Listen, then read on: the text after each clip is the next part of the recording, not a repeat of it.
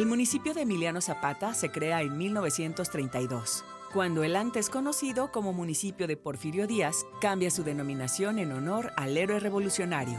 Este municipio ha sido testigo de innumerables eventos históricos, muchos de ellos relacionados a la defensa nacional. Por ejemplo, el Fortín de Dos Ríos, construido para resguardar el tránsito por el Camino Real, y las obras realizadas por los gobiernos borbónicos. Además, protagonizar escaramuzas durante la Guerra de los Pasteles y la intervención norteamericana de 1847. Dentro de este municipio encontramos a la hacienda de El Encero, construida en el siglo XVI, que funcionó como venta o posada para los viajeros que iban o venían de la capital. Más tarde perteneció al general Antonio López de Santa Anna. Hoy día es museo de sitio. Bienvenidos a un programa más de Memorias de Veracruz. Soy el cronista Vicente Espino Jara y les doy la más cordial bienvenida a una emisión más en el recorrido por los municipios de Veracruz, en los que habremos de construir y traer a la memoria recuerdos importantes. Hoy nos distingue con su presencia la licenciada Yesenia Durán López, que es cronista del municipio de Emiliano Zapata, a quien doy la más cordial bienvenida. Gracias por estar con nosotros, Yesenia. Muchas gracias, el placer es mío, maestro. Hablar de Emiliano Zapata, sin duda alguna, es hablar de un espacio que colinda con el municipio de Jalapa y con otros tantos más, cuya extensión territorial, por cierto, es muy grande. Abarca una extensión del territorio veracruzano y de varias localidades en las que se ha construido la memoria y la identidad de los habitantes del municipio de Emiliano Zapata. Y para ello tenemos en el monitor, en la imagen, la estación terminal de Carrizal. Platíquenos de esto, licenciada, por favor. Ok, buenas tardes, maestro, queridos amigos. Hoy quiero platicarles un poco sobre los vestigios históricos de nuestro municipio. Tiene grandes bellezas, pero en este momento vamos a presentar 5 solamente para que ustedes se interesen y nos visiten. Vamos a iniciar con la estación de ferrocarriles. Durante el Porfiriato comienza el extendido de vías de Perote hacia Jalapa y de Jalapa hacia Veracruz. Se utiliza un tramo corto que es el Llano Grande, llamado así porque eran potreros de un latifundista llamado Ángel Trigos, quien tenía su casa de campo en el pueblo conocido como Plan del Río, Veracruz. En este sitio es en donde llegan grupos de cuadrilleros a trabajar y es necesario pernoctar, por lo que se inicia el poblamiento de lo que más tarde sería nuestra localidad. Alrededor o a un lado de las vías del ferrocarril se inician con las casas de ellos y posteriormente van llegando personas de otros pueblos y de otros municipios, como La Balsa, Tigrillos, Plan del Río, Rinconada, etcétera, por 3 motivos muy importantes que son: el primero, el agua. Recordemos que eran máquinas de vapor que eran abastecidas a través de un tanque de agua y una garza. Entonces la gente va buscando el agua para consumo diario. El segundo punto es porque hay un destacamiento militar. Recordemos que termina la revolución y hay grupos que están por ahí sueltos provocando muchos encuentros peligrosos, por lo que la población llega ahí buscando resguardo.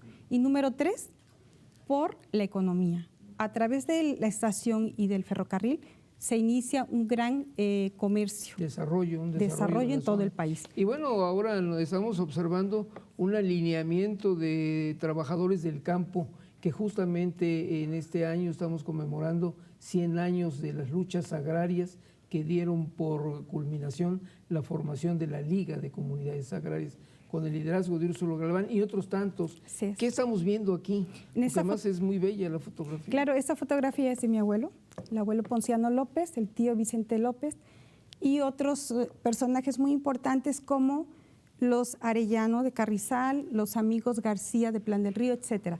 Esta fotografía es un recuerdo de una batalla que se ganó en Santa María Tepetla en 1923, a un costado de la casa del abuelito, muy cerca de la casa del campesino. Hombre, preciosa, pues estamos en una fecha conmemorativa. Así es. Pero en la siguiente imagen es también un punto muy digno de tomar en cuenta. Cuando nosotros viajamos por la carretera estatal nos encontramos con este fortín de órdenes militares que fue rescatado por el Instituto de Antropología de Jalapa hace algunos años.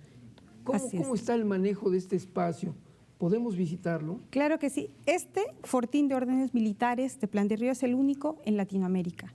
De 1815 a 1816 llega el brigadier venezolano Fernando Millares y Mancebo y con un costo de 1,200 pesos construyen este fortín, que es de una enorme importancia, ya que son puntos importantes para poder ellos parar al grupo independentista que encabezaba Guadalupe Victoria. Que además está en toda la región Guadalupe Victoria. Después vivió 3 guerras, lo que fue la independencia, la guerra contra los franceses y la Revolución Mexicana. Estaba devastada. En el 2007, a través de la Federación del Estado y del municipio, se lleva a cabo, gracias al antropólogo Alfonso Morales y algunos arquitectos como el querido y estimado amigo Jorge Pérez Quinto, quienes en la primera etapa utilizan 1 millón de pesos y 6 hectáreas que son donadas por los ejidatarios. Estamos viendo cómo se está recuperando la techumbre, ¿no? Es la cubierta para darle el sentido de cómo estuvo originalmente estructurado. Pero bueno, vemos más imágenes de un lugar en que, amigos míos, hay que visitar la zona de Plan del Río, donde además de degustar alimentos deliciosos, frutas y todo lo que hay en la región, podemos visitar este sitio y que estamos en este momento viendo con esta riqueza histórica, ¿no? Pero bueno, en otra imagen que sigue a este escenario, seguramente también hay otros espacios que podemos recorrer, ¿no? Licenciada, vemos la siguiente imagen en la que, pues a mí me parece que hay todo un contexto histórico muy representativo. ¿Dónde es esto? Este es el fortín de Cerro Gordo. Este fortín vio principalmente el 18 de abril de 1847 el encuentro entre el grupo militar que comandaba Santana y los franceses. Lamentablemente es una batalla que se perdió. Hubo más de 500 bajas por parte de los soldados mexicanos y 400 enfermos en combate por parte de los norteamericanos. Sin embargo, con esa batalla perdida se tomó Jalapa, posteriormente el fuerte de Teperote, el fuerte de San Carlos, y así hasta llegar a Churubusco y subir su bandera. Efectivamente, estamos viendo una imagen muy recreativa, ¿no? En la que están las tropas norteamericanas que llegaron en la primera incursión violenta al territorio mexicano, y es bueno, se construye toda esta historia de General Santana, había puesto los pertrechos, hubo algunas negaciones para cambiar las posiciones y finalmente se vio obligado a salir huyendo de esa región y olvidar una prótesis de las que usaba en su pierna y que para el ejército norteamericano, amigos míos, sirvió como un bate para llevar a cabo el primer partido de béisbol en Jalapa al día siguiente, que fue 19 de abril de 1847. Pero hay un lugar que está en el imaginario, en las emociones históricas de los veracruzanos, que es la hacienda de El Encero, y que estamos viendo esta bella imagen en la que se aprecia el templo y lo que es ahora un museo. ¿Qué tenemos en ello? Mire, esta hacienda es muy conocida por historiadores y por la ciudadanía en general. Vamos a recordar que esta se le dio la Mercedes en 1520 a un soldado de Hernán Cortés llamado Juan Lencero. Antes del siglo XX se le llamaba o se le conocía como el Encero, erróneamente.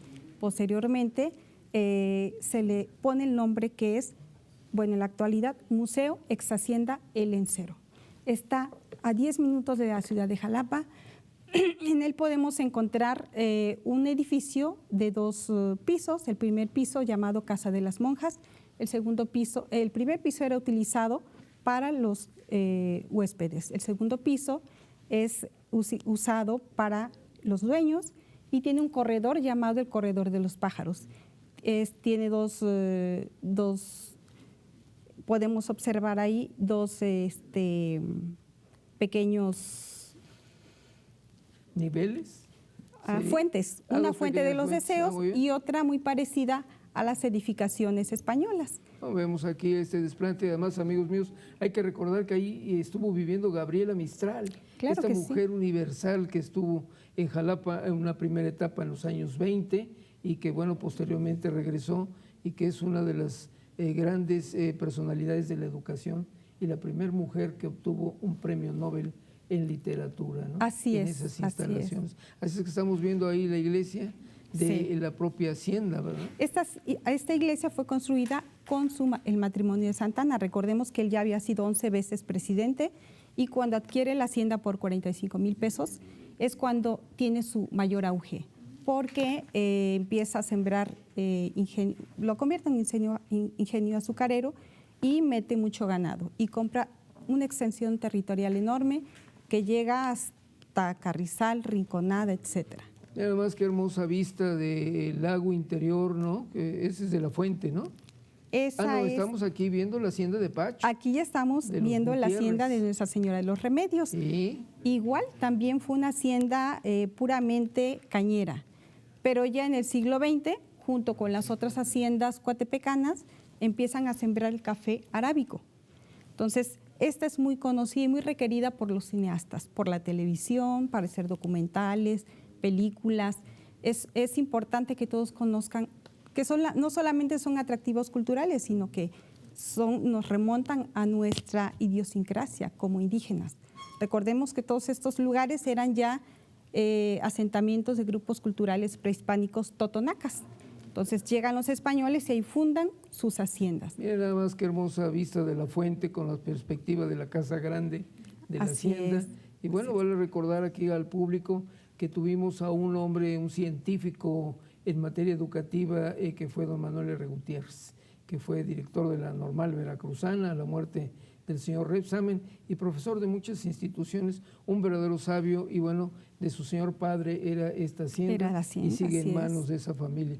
Y bueno, creo yo que en ese sentido, hablar de Emiliano Zapata también es hablar de la historia cuando ya en 1827 la comunidad del Chico y el municipio del Chico ya formaba parte de la gran comunidad del estado de Veracruz. Y de Emiliano Zapata. Recordemos que es uno de los municipios más grandes geográficamente del estado de Veracruz. Entonces, actualmente el alcalde tiene todo el interés de que se reconstruyan esos lugares históricos.